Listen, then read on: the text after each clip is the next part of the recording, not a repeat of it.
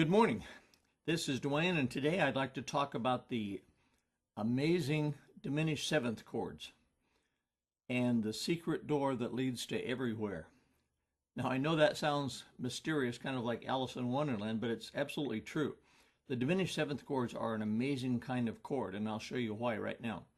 There's only 3 of them. A diminished seventh chord is like that. If you start on C, that would be a diminished seventh chord. Okay, it's diminished. The triad is diminished, and that's a double flatted seventh. That's what defines a diminished seventh chord. It looks like a 6, but technically, in music theory, it's called a double flatted seventh.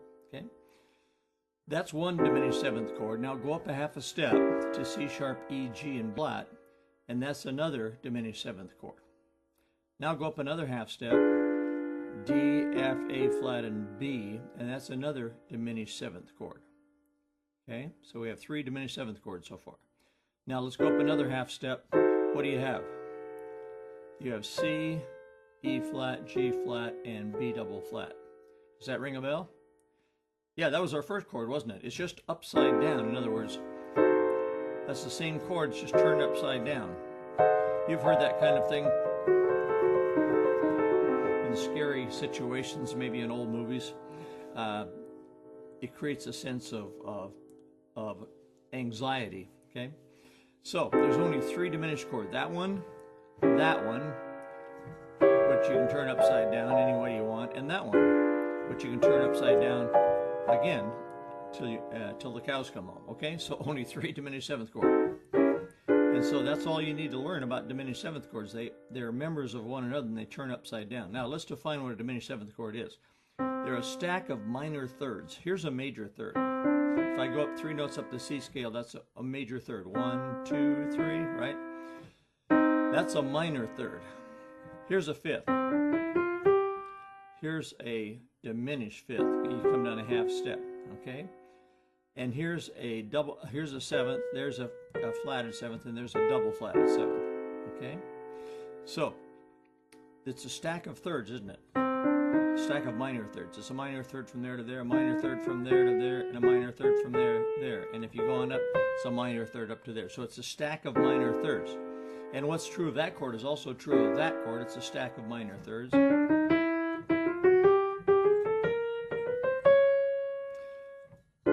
And the next chord is a stack of minor thirds. D up to F, F up to A flat up to C flat. Okay? So it's remember that diminished seventh chords are a stack of minor thirds, okay? Now, that's kind of amazing enough, but did you know that just by changing one note, lowering one note in any diminished seventh chord leads you to a dominant seventh? That's why I call it a doorway to everywhere. If I lower the bottom note of that chord to B, from C to B, what do I have? I've got B seventh. And that puts me right into the key of E. One of the principles of transposing, the main principle of transposing, is to find this 5-7 key of 5-7 chord of the new key. So if I'm playing in the key of C and I play C diminished and then I move the bottom note down 1, that's B, which is the 5-7 chord in the key of E.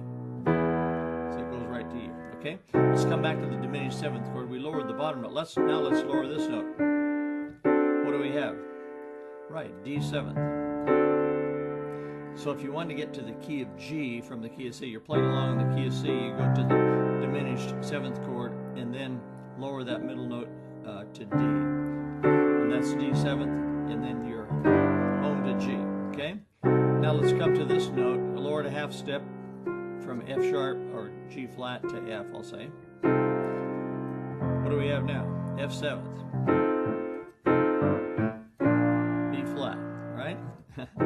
So if we want to get the key of B flat, we just do that. Okay, one more. The top note is B double flat. If we lower it a half step, it comes to A flat. And that is A flat seventh, isn't it? So if we want to get to D flat, that's how we do it. Okay? Now the same thing is true of the next chord, therefore, isn't it? If I lower D a half step, I get to D flat. And that's D flat seventh, and that leads to the key of G flat.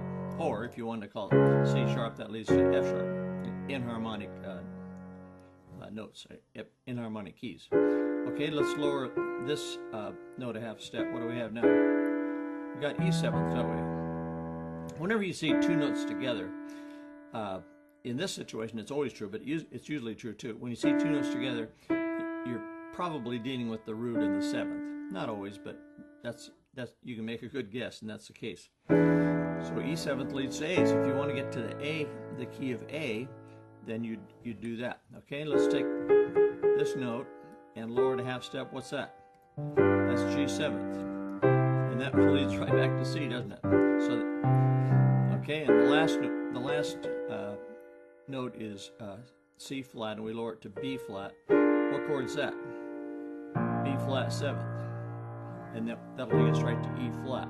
Okay, so you can see that there's doorways to everywhere. There's doorways to every single of the 12 major keys, or 12 minor keys for that matter, by just lowering one of the notes of the diminished 7th chord.